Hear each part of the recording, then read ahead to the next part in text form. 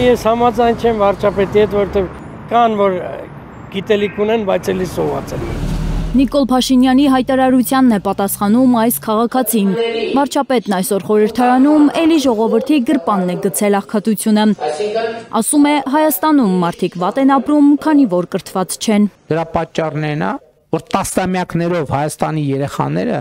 դպրոց չեն ունեցել, հարգելի գործընկերներ։ Հիմա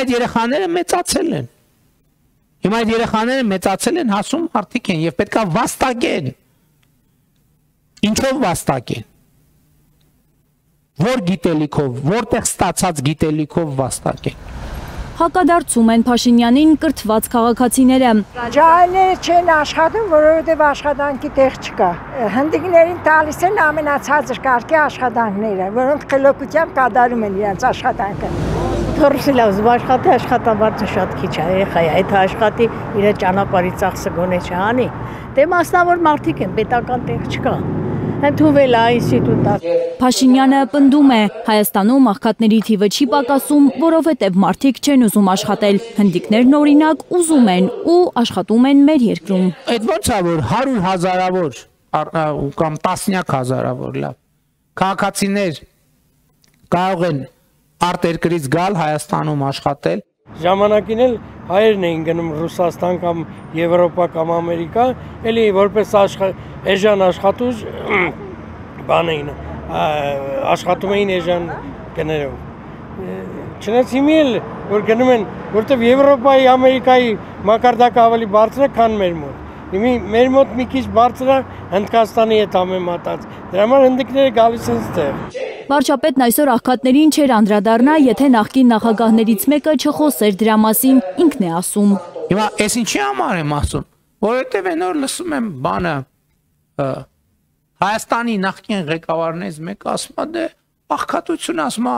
ոնց եղել է, էական փոփոխություն չի ունեցել։ Հանրապետության երկրորդ նախագահ Ռոբերտ Քոչարյանն էր վերջին ասուլիսում մտահոգություն հայտնել, որ Հայաստանում աղքատության ցուցանիշը չի փոխվում, բնակչության մոտ 24% աղքատ է։ Դա նրա պատճառով է, որ դուք ավերել եք դպրոցները, այսինքն ոչ թե ավերել եք, այլ ավերակ են եղել դպրոցները ձեր ժամանակ։ Ես ասում եմ եւ որպես մանկավարժ, եւ որպես ծնող, եւ որպես գիտնական պրոֆեսոր, Հայաստանի Հանրապետության դպրոցները ավերել է Հայաստանի Հանրապետության վարչապետը։ Տնտեսագետ Թաթուլ Մանասերյանը հակադարձում է Փաշինյանին։ Երբևէ կրթական համակարգը այսքան ողբալի վիճակում չի եղել, որքան վերջին տարիներին։ Մանասերյանը նկատի ունի նոր դասագրքերը, որոնց մեծ մասը խնդրահարույց են համարում շատ մասնագետներ։ Սրա հետևանքով, ըստ տնտեսագետի, կրկնուսույցներն այսօր ավելի պահանջված են, քան երբևէ։ Մարդը, որ չի ավարտել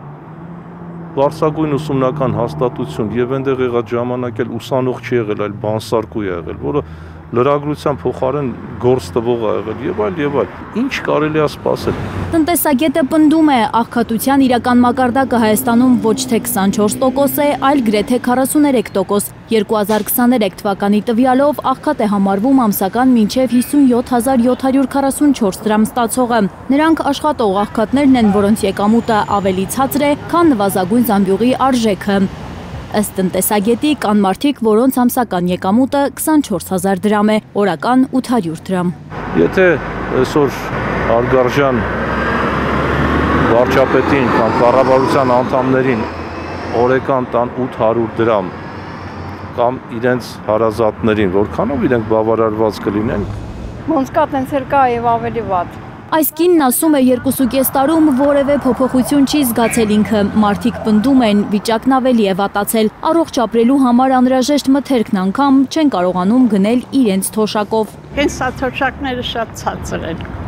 ավելի հմուտ կառավարում է պետք։ Խոսքը վերաբերում է ոչ այնքան աղքատության, այլ թշվառությանը։ Մանասերյանի պնդմամբ Շիրակում եւ Գեղարքունիքում 60%-ի է հասնում աղքատության մակարդակը, ստացվում է ամեն երկրորդ մարդը հանրապետությունում աղքատ է։ Աննա Գյուրնազարյան, Աշոտ Մնոյան, Արմեն Ապրեսյան, Հայլուրի համար։